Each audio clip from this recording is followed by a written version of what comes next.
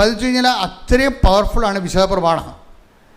അപ്പോൾ വിശ്വാസ പ്രമാണം അപ്പോസ്തലന്മാരുടെ കാലത്ത് തന്നെ ഡെവലപ്പ് ചെയ്ത് വന്നതാണ്.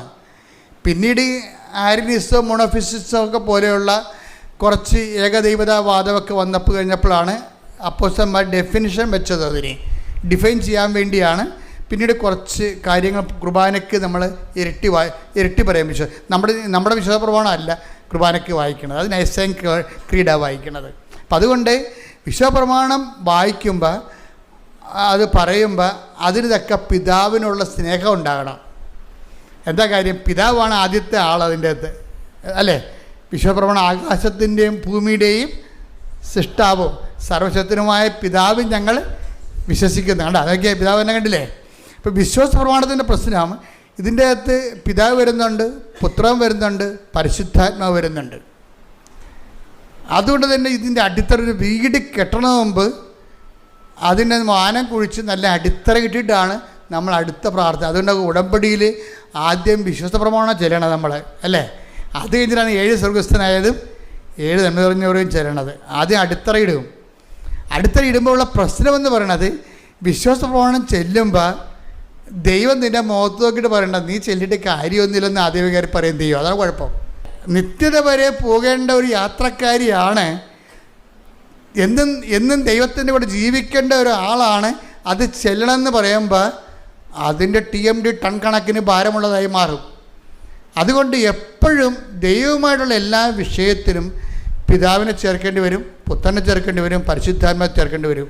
പത്രോസിന് ഈ വിഷയത്തെക്കുറിച്ചൊക്കെ, പത്രോസാണല്ലോ ഈ വിശ്വാസ പ്രമാണത്തിൻ്റെ ആണിക്കല്ലുണ്ടാക്കിയത്. പത്രോസാണ് വിശ്വാസ പ്രമാണത്തിൻ്റെ ആണിക്കല്ലുണ്ടാക്കിയത്.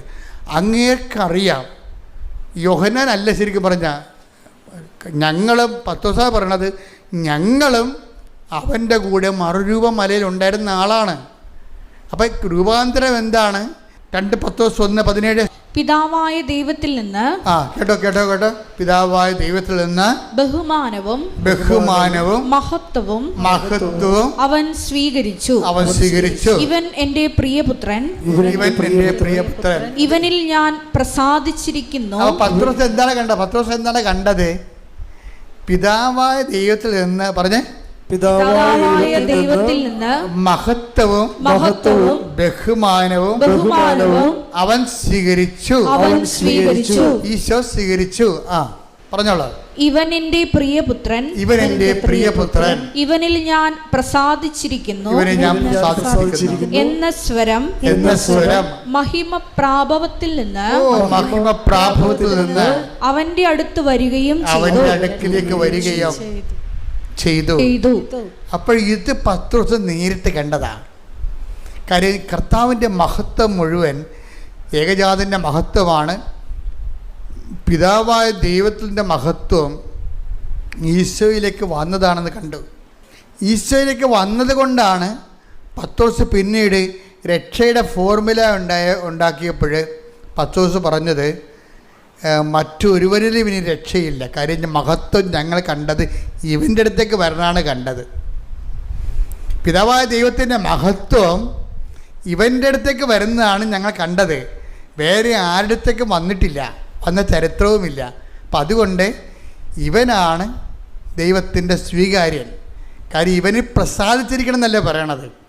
അതാണ് പക്ഷേ മോസസിൻ്റെ അടുത്ത് വന്നെങ്കിലും, മോസസിനെ പ്രസാദിച്ചെന്ന ദാവീദിൻ്റെ അടുത്ത് വന്നെങ്കിലും ഇവൻ എൻ്റെ പ്രിയ പുത്രനാണെന്ന് ഇവന് പ്രസാദിച്ചിരിക്കണമെന്ന അംഗീകാര മുദ്ര കൊടുത്തിട്ടില്ല. ഈ അംഗീകാര മുദ്ര ഭയങ്കര സീരിയസാണ്. അതുകൊണ്ടാണ് യോഹന്നാന് അതിനെക്കുറിച്ചൊരു ഐഡിയ ഉണ്ട്. എന്താ കാര്യം? ലോകത്തിൻ്റെ പാപങ്ങൾക്ക് പരിഹാരമായിട്ട് ഈശോ ബലിയർപ്പിച്ചാൽ അതിന് പരിഹാരം കിട്ടും. അതാണ് ഈശോ തന്നെ പറയുന്നുണ്ടത് പരിശുദ്ധാത്മാവിൽ. പിതാവ് ദൈവം എന്നിൽ അംഗീകാരം. Take A word of God.